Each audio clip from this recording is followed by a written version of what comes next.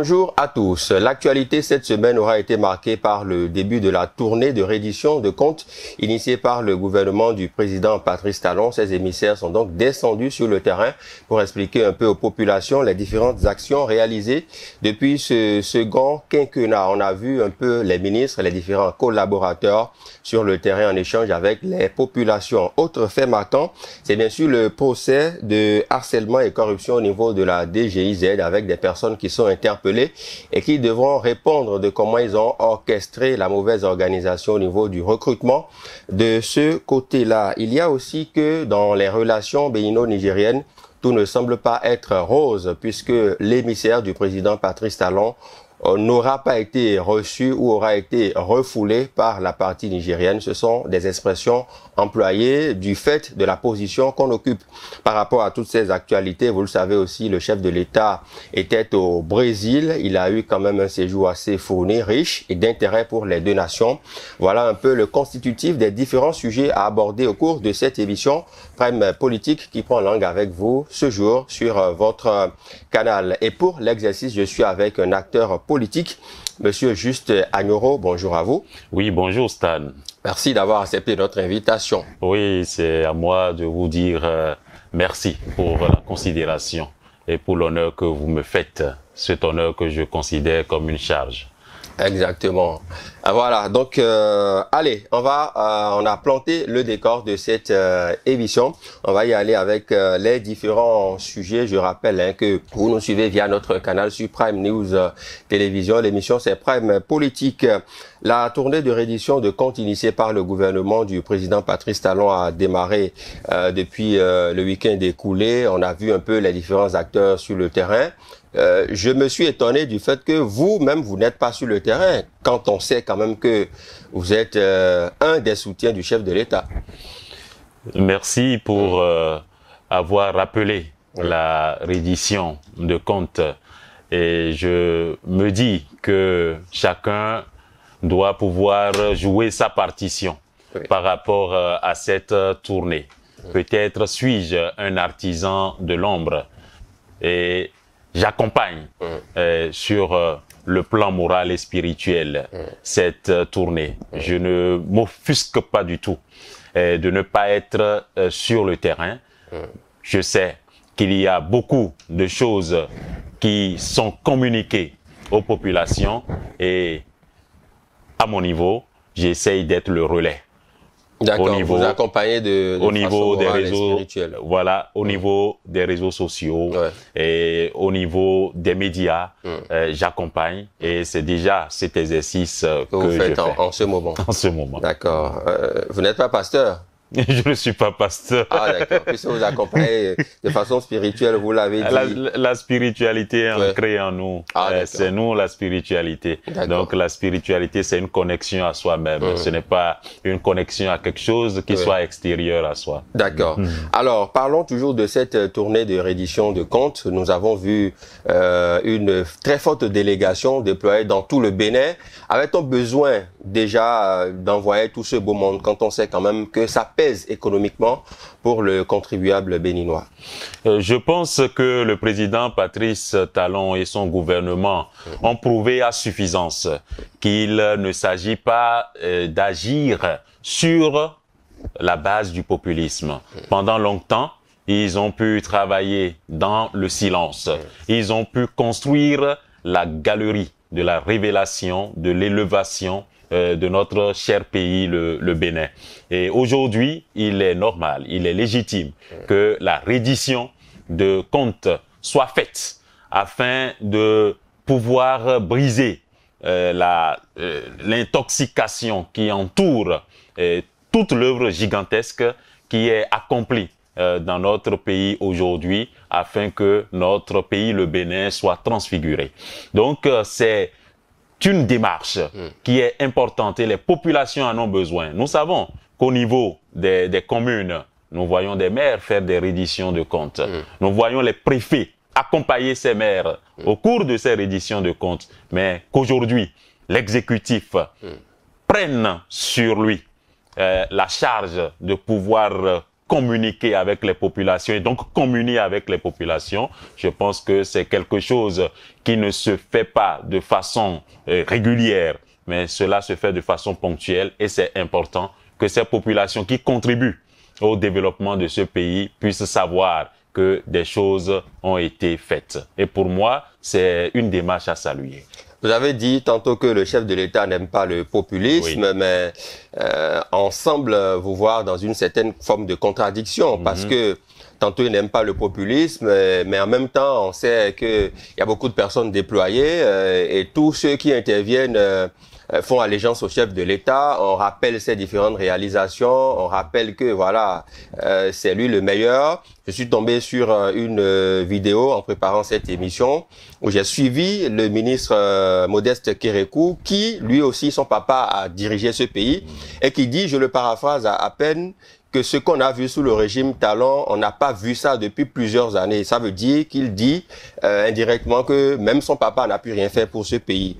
Vous voyez à quel point on a scandé quand même des choses à l'effigie et à l'éloge de Patrice Talon. Est-ce qu'on a besoin de tout ceci? Ce que je voudrais dire, c'est une séance d'explication que le gouvernement est en train de faire à l'endroit des populations. Mais c'est des séances qui sont rares. Et ce sont donc des séances précieuses, ce qui est rare et précieux. Mais par le passé, nous avons vu un régime qui, tout le temps, allait faire des annonces fracassantes au niveau des populations. Nous voyons des pioches qui heurtent douloureusement nos sols pour des lancements. Mais après, nous ne voyons que du vide. Mais aujourd'hui, ce qui fait la spécificité du gouvernement, c'est que le gouvernement fait ce qu'il a prévu, le gouvernement prévoit ce qu'il veut faire. Donc il y a une méthode qui accompagne la façon d'agir, il y a une stratégie qui accompagne cela et cela se fait en silence. On ne va pas dire aujourd'hui que la communication qui se fait à l'endroit des populations, c'est une communication répétitive. Mais par le passé, nous assistions à cette théâtralisation de ce que nous avons à faire et en définitive, nous voyons qu'on a droit à du saupoudrage. On n'a pas droit... Vous pensez qu'il n'y a pas eu de théâtralisation? Aujourd'hui, quand on voit des ministres, des députés à l'Assemblée nationale, des directeurs de cabinet, apparemment, l'administration béninoise est au ralenti parce qu'on veut rendre compte aux populations. Est-ce que vous mesurez l'ampleur des impacts négatifs que cela pourrait avoir sur le bon fonctionnement de l'administration? Non, moi, j'ai parcouru des administrations pour des formalités particulières. Je pense que l'administration fonctionne véritablement par délégation aussi. Et je pense que les responsables qui sont allés au front pour expliquer ce qui est fait aux populations, ces responsables ont laissé leurs collaborateurs gérer comme il se doit ce qui doit être fait. Donc j'ai des expériences réelles par rapport au fait que nos administrations tournent à plein régime en ce moment. Donc c'est pour dire, et comme je le disais et je le répète, ce ne sont pas des séances que nous voyons de façon régulière. C'est pour ça qu'il faut déployer tout le monde sur le terrain. Non, on n'a pas déployé tout le monde sur le terrain. On n'a pas déployé tout le monde sur le terrain. Je suis allé dans des administrations où j'ai vu des directeurs de cabinet qui sont là. J'ai vu des secrétaires particuliers et particulières qui sont présents sur les lieux. Donc, je pense, c'est de ça que je parlais de la délégation. Et nous sommes en train, et c'est aussi un point important en matière de prouesse administrative. Aujourd'hui, nous savons que nous pouvons aller en déléguant. Mais nous allons combien de fois? C'est là la grande question. Et la reddition des comptes a eu lieu avant les élections de 2021 et aujourd'hui, avant 2 ans avant, nous allons encore pour pouvoir aseptiser le mental des populations. Je pense que c'est la démarche qui est en train d'être faite et il faut répondre à l'urgence. Aujourd'hui, nous voyons qu'il y a une campagne d'intoxication des populations alors que ces populations voient des réalisations. Alors, il faudrait véritablement trouver l'encadrement nécessaire. Il faudrait reformater la psychologie des populations. Et c'est dans ce cadre que l'exécutif s'est déployé parce que c'est elle-même qui est l'arme du développement. Et voilà. Et l'exécutif veut expliquer ce qui est fait, ce qui doit être fait. Et je pense que, à les écouter, le bilan est élogieux. À voir ce qui est fait, on sent qu'il y a eu non seulement une différence de degré entre ce qui avait été fait, je ne rejoins pas forcément Modeste Kérékou, voilà, une différence de degré. Qui désavoue son père non, je vais plus loin. Au détriment du président de la République. Je vais plus loin, et on ne va pas mettre la question de la paternité. Il est dans une démarche d'honnêteté politique, il est dans une démarche de probité politique. Mais qu'on le veuille ou pas, Mathieu Kérékou a été son père. Oui, mais voilà, donc mais il quand a dit, compare les deux, dans son texte, il a dit que franchement, quand on observe ce qui a été réalisé par le président Patrice Talon, il y a une différence non seulement de degré entre ce qui avait été fait, mais une différence ontologique, une différence fondamentale entre ce qui avait été fait et ce qui est fait. Parce que... Autrement dit, son père n'a rien fait. Non, je ne vais pas lier ça à son père. Chacun apporte ce qu'on appelle sa part de colibri, sa petite part pour pouvoir réparer ce qui ne fonctionne pas. Et son père a dû apporter quelque chose. Mais lorsque... 27 ans au pouvoir, et quand il estime que rien n'a été fait... Lorsque on vient en quelque temps pour agir plus que celui qui a fait 27 ans, ça ne veut pas dire que celui qui a fait 27 ans n'a rien accompli. Et à aucun moment, il a présenté le tableau, mais à aucun moment, il n'a vitriolé son papa. Mais le français est délicat, on sait tout ce que ça veut dire. Ça voudra dire que les prédécesseurs n'ont pas fait grand-chose et ils n'ont rien fait. Vous faites des interprétations dont vous êtes responsable. Et moi, j'apporte un peu ma vision par rapport à ce que Modeste Kérékou a eu à dire. On n'a pas la même compréhension que Modeste Kérékou. Et effectivement, ce qui se passe au Bénin, c'est une révolution silencieuse.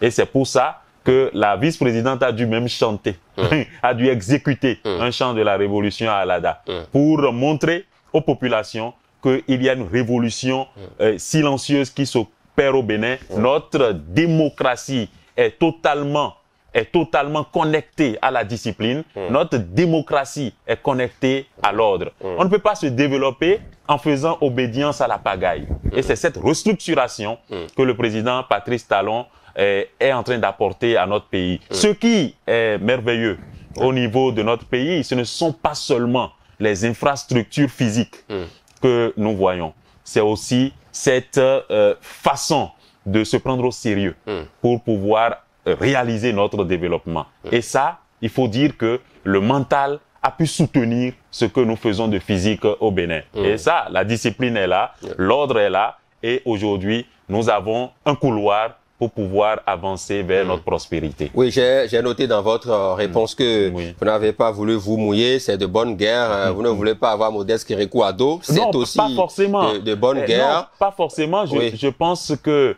son approche est objective et à aucun moment il n'a dit que son père est à bannir. Non, le fait ici est que son père a été président de la République.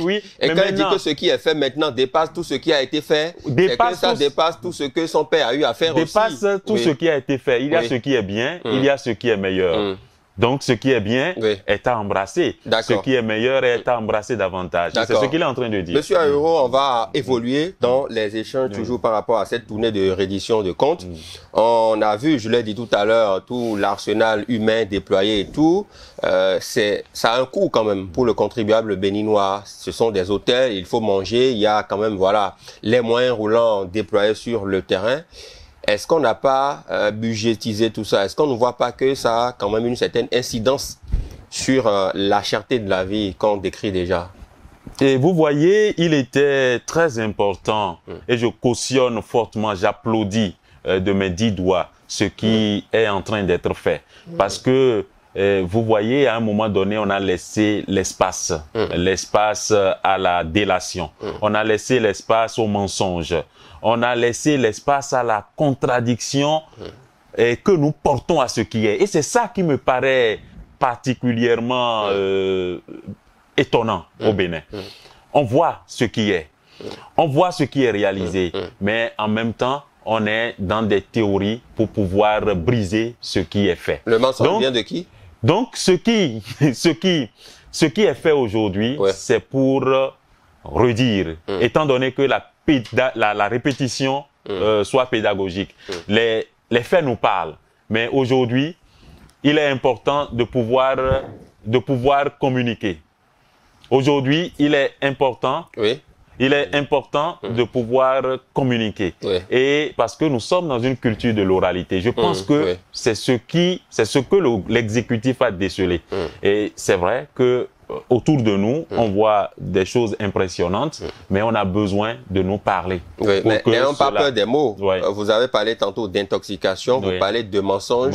Qui en est l'auteur ou qui sont les auteurs? Qui a intoxiqué et vous avez senti le besoin de leur répondre? Moi, je pense qu'il y a une pluie d'intoxication au niveau des réseaux sociaux. Étant journaliste, je pense que vous prenez connaissance de ce qui se passe. Oui, mais ça vient de qui? Nous voyons qu'il y a eu des gens qui ont eu à diriger ce pays, qui sont aujourd'hui entourés de personnes qui n'ont dans leur tête que de tout le temps envoyer des coups de foudre à ceux qui sont décidés aujourd'hui à se responsabiliser pour notre pays. Qui sont ces personnes-là? J'ai dit des personnes qui avaient dirigé. Donc, comme qui, par exemple?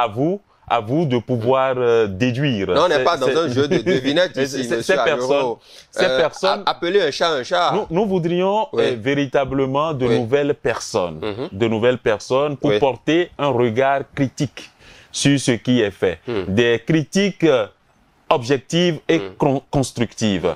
Mais aujourd'hui, nous avons vu des gens qui étaient à l'œuvre, qui pensent nous apporter encore la démocratie. J'ai l'impression qu'on les appelle d'ailleurs les démocrates.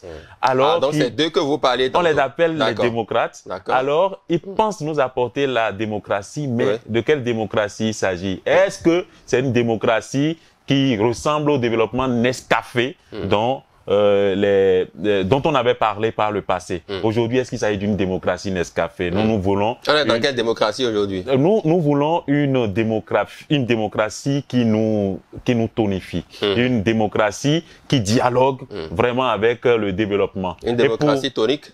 Une démocratie tonique et même tonifiante. Ah, d'accord. Et même tonifiante. Donc, parce que nous cherchons la continuité dans cette forme de démocratie que nous sommes en train d'instaurer au Bénin. Parce que nous parlons de la démocratie comme un lieu où on peut se permettre tout, mais la vraie liberté prônée par la démocratie s'enracine dans la responsabilité. Et c'est cette connexion entre liberté et responsabilité qui est prônée aujourd'hui au Bénin. Et c'est à saluer. C'est ça qui fait que les chantiers chantent au Bénin.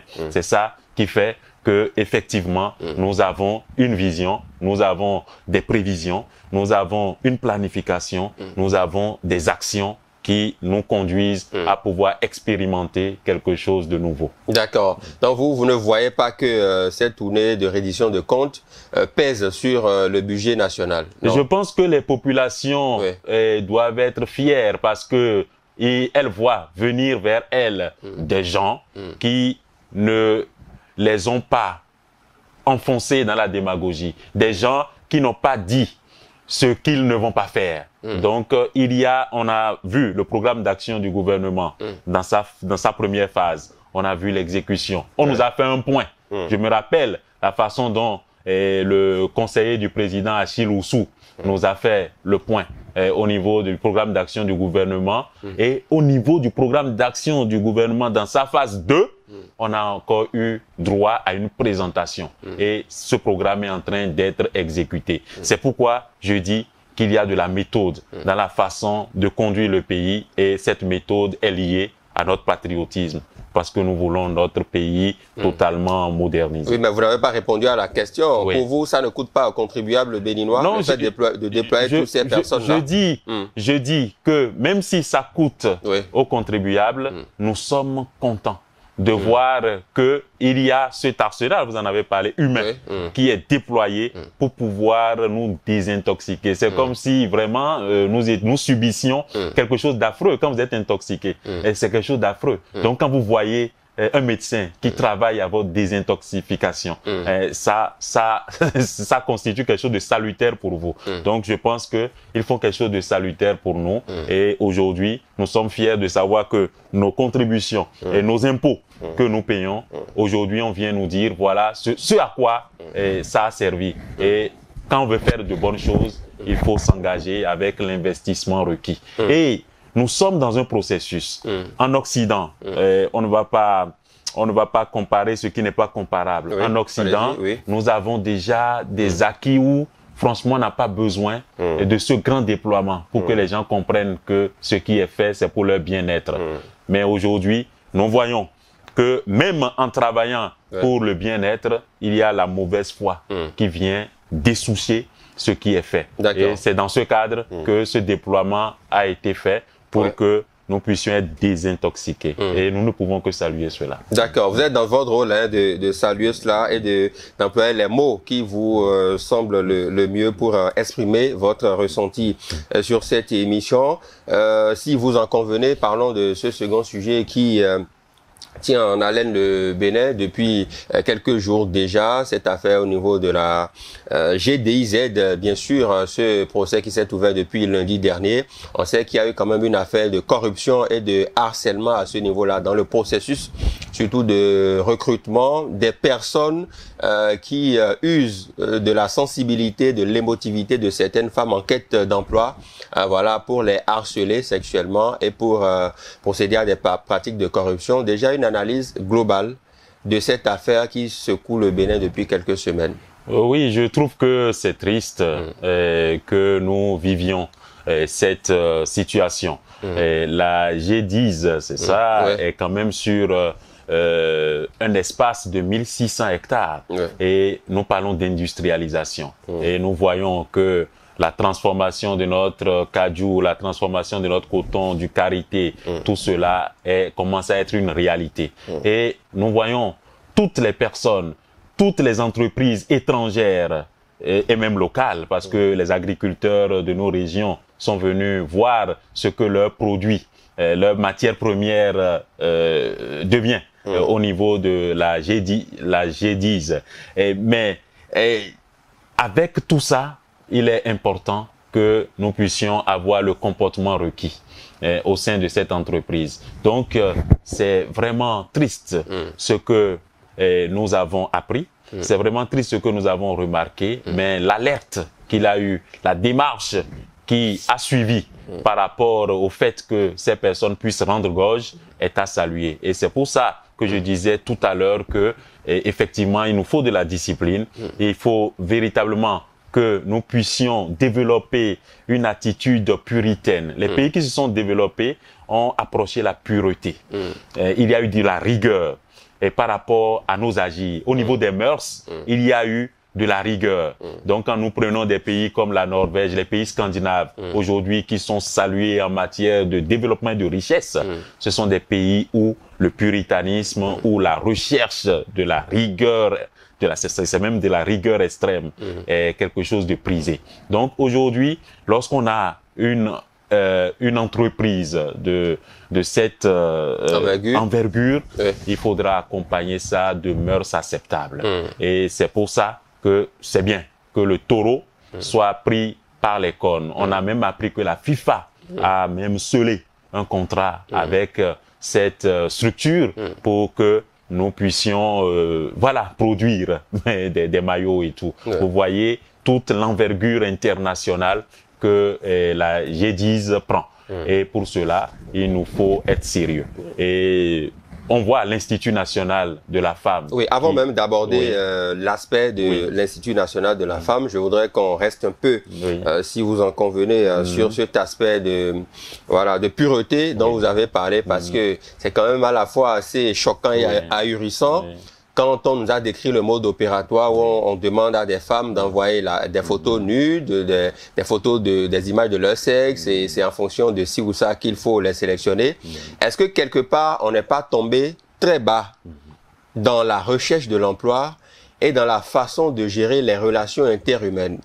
Est-ce qu'il y a une corrélation entre la recherche d'emploi et le fait d'envoyer des images nudes à travers les réseaux ou à travers les téléphones portables? Oui, je pense qu'on ne peut pas faire l'apologie de la perversité dans le milieu du travail. Il y a une marque à développer lorsqu'on est dans une situation de management. Et je pense que il faut encore former et former davantage ceux qui sont responsables dans nos structures. Les responsables pensent qu'ils ont déjà tout acquis, mais il faudrait qu'on engage des formations afin que on ait vraiment des personnes respectables et respectées au niveau de nos structures. C'est vraiment dommage qu'il y ait cette affaire de mœurs, parce que ça va détruire l'image de la G10. Et je pense que l'État a pris ses responsabilités, les instances judiciaires ont pris leurs responsabilités et que cette image sera restaurée. Ce que je peux dire, c'est que il faudra vraiment détacher nos pulsions de ce que nous devrions faire dans le cadre administratif, parce que il s'agit d'une administration qui veut avoir un rayonnement au-delà du Bénin. Et pour cela, il faudra un suivi rigoureux des personnes qu'on prend. Est-ce que les personnes qu'on prend sont qualifiées? Est-ce que l'enquête de moralité surtout, a été faite comme il se doit? Il faudrait véritablement qu'on adhère au fait qu'il faut les personnes convenables à la place indiquée.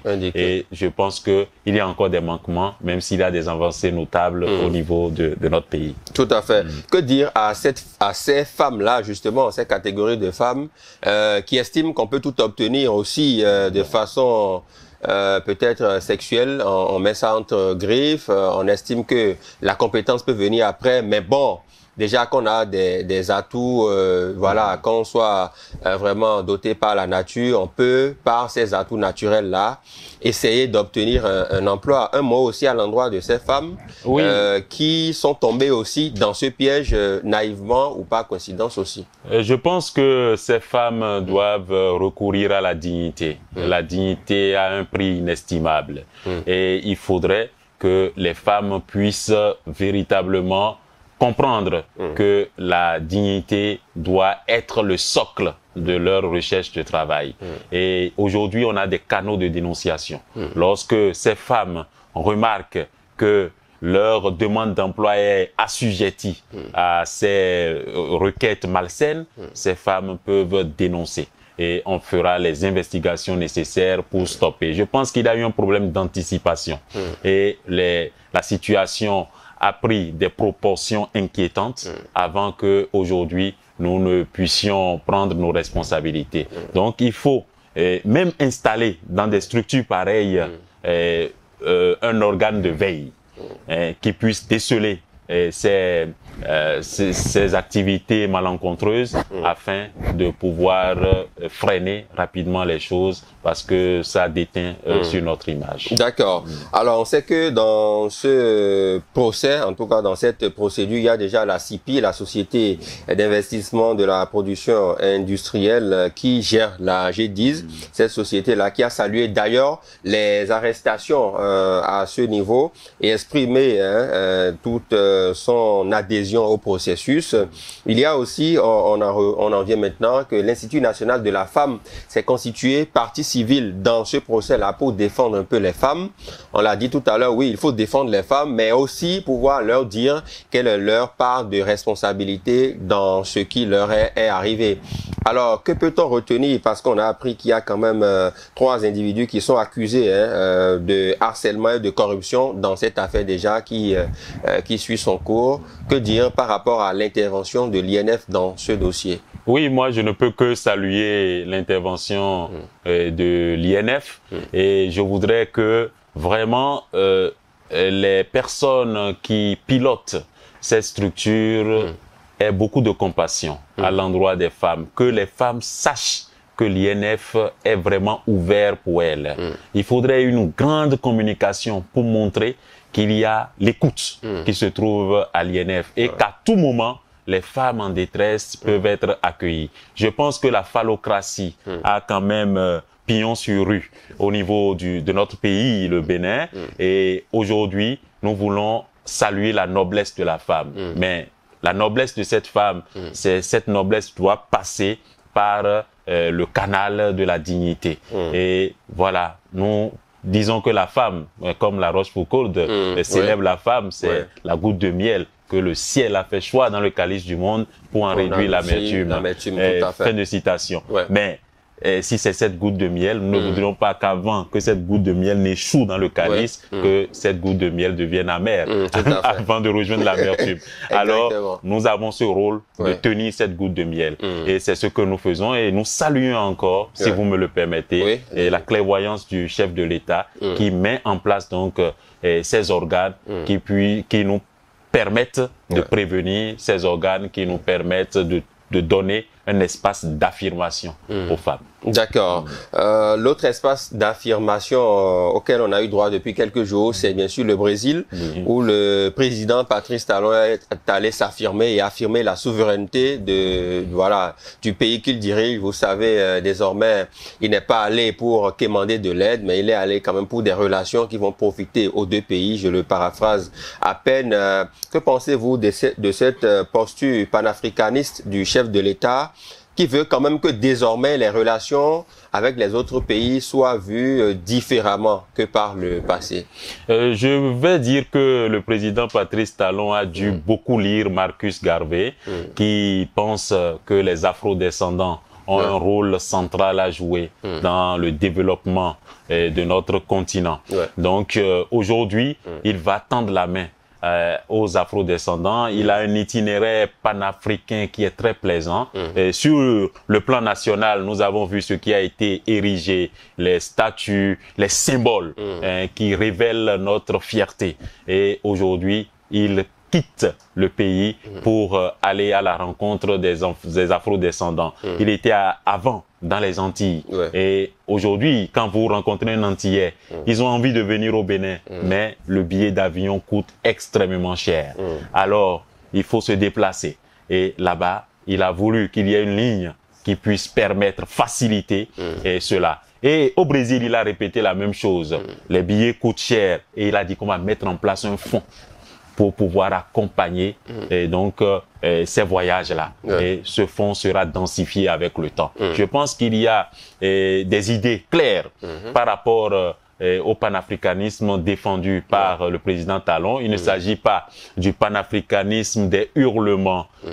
C'est pas ça. Vous pensez à qui quand vous parlez de hurlements? Il ne s'agit pas du panafricanisme, du panafricanisme des hurlements. Il s'agit d'un panafricanisme actif. Il s'agit du pragmatisme par rapport au panafricanisme. Et vous voyez, il a exempté de visa.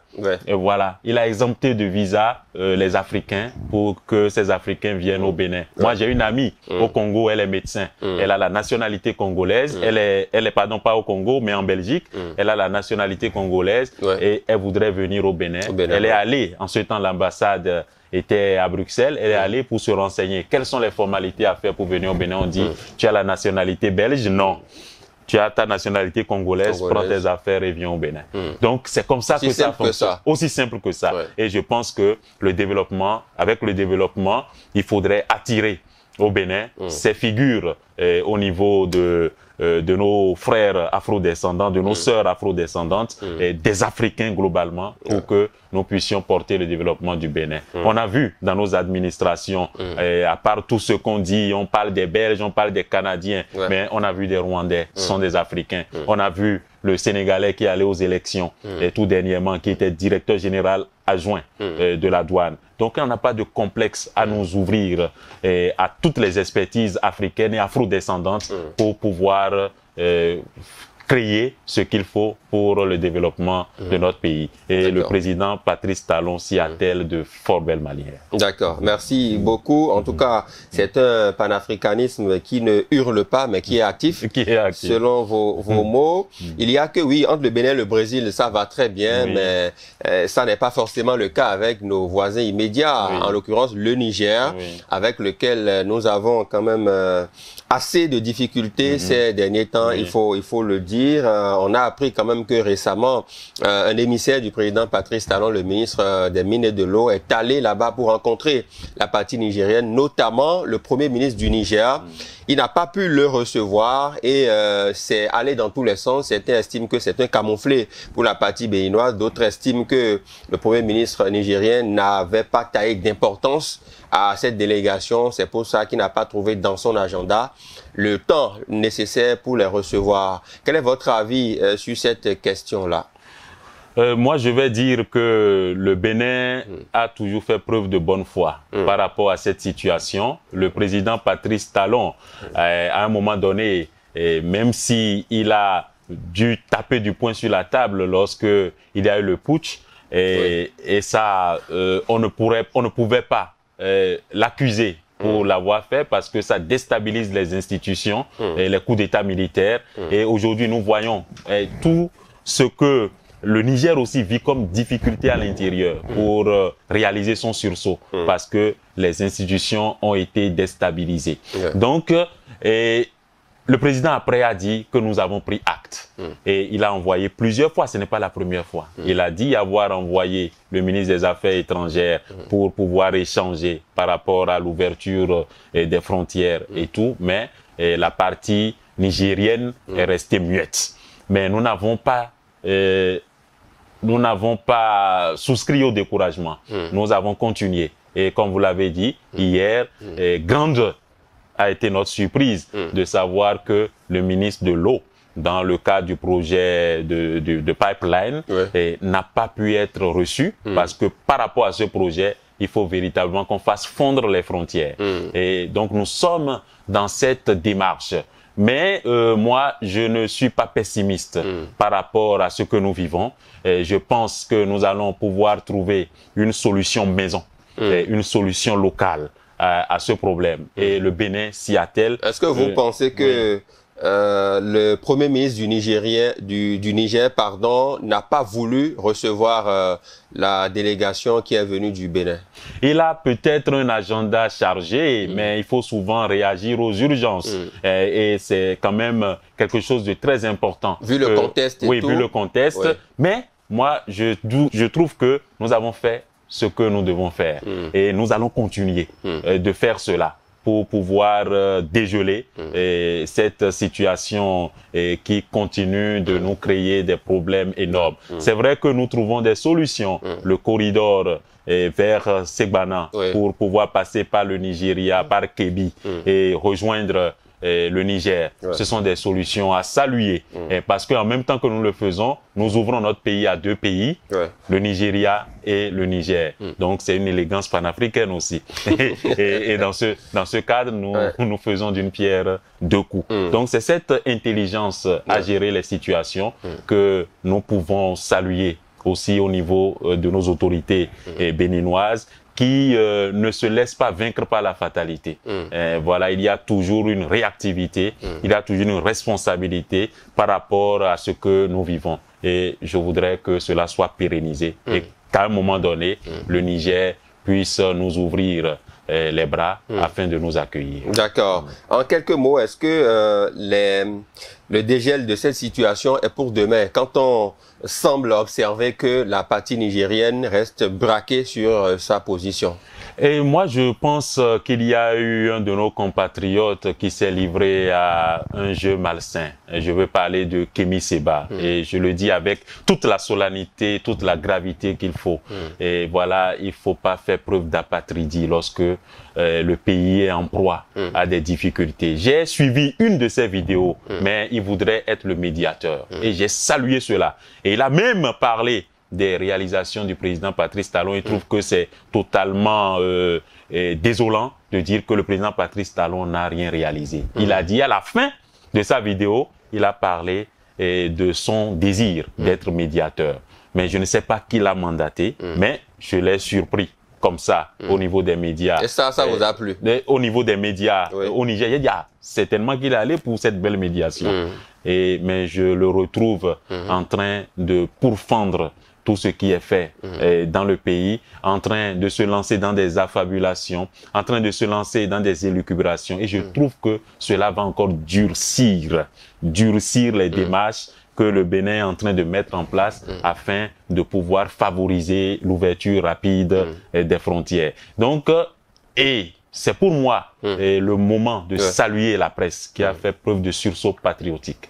Quand j'ai lu la presse et dans ces situations critiques comme ça, la presse a le rôle de pouvoir se débarrasser de tout ce qui peut compromettre la paix, de tout ce qui peut faire l'apologie de la violence et j'ai vu ce sursaut patriotique au niveau de la presse, ce sursaut au niveau des députés. J'ai lu hier le député, l'ancien maire de Lokossa, Dakwe Sossou, sur sa page.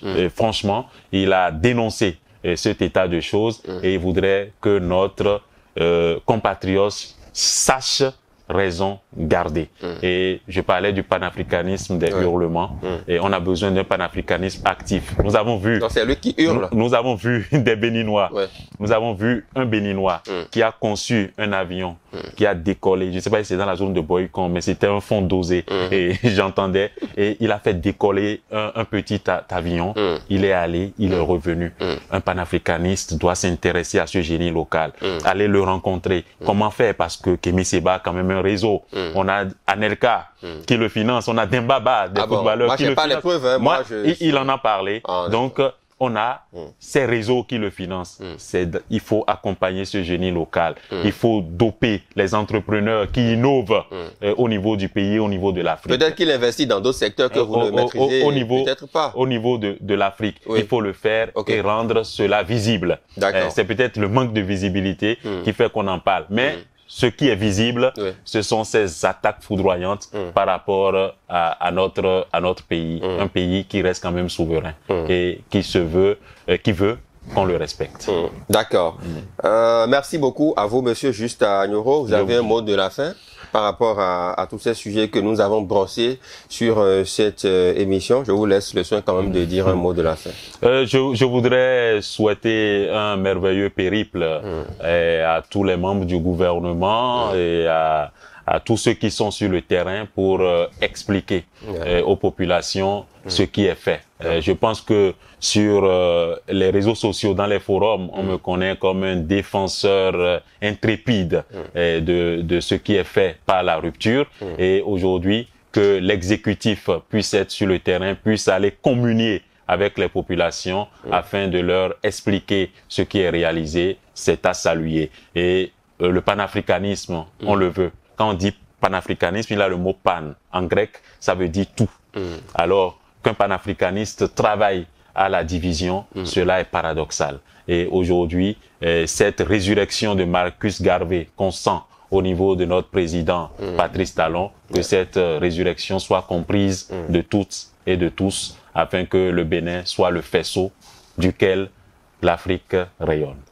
Merci à vous et ce soir votre mot de la fin, Juste Agnoro. Je rappelle que vous êtes acteur politique, invité cette semaine de l'émission Prime Politique. Bien sûr, nous avons parlé de cette tournée de reddition de comptes entamée par les émissaires du président Patrice Talon tout au long de la semaine. Vous avez pu suivre un peu. On a parlé aussi de ce procès qui s'est ouvert au niveau de la Criette en relation avec la GDIZ, le procès de harcèlement et de corruption. De ce côté-là, on a abordé aussi la récente visite du chef de l'État béninois au Brésil. Vous avez salué ce panafricanisme plutôt actif, contrairement à ce panafricanisme de hurlement que vous avez dénoncé. On a fini par les relations entre le Bénin et le Niger. Nous espérons que tout ceci connaîtra une fin heureuse d'ici les prochaines semaines, pourquoi pas les prochains jours. Une fois encore, merci beaucoup. Merci Stan. Allez, c'est ici que prend fin cette émission. Merci à toutes et à tous de nous avoir suivis avec le même plaisir. On va vous retrouver la semaine prochaine avec un autre acteur pour décrypter toujours l'actualité sociopolitique de la semaine. D'ici là, portez-vous bien.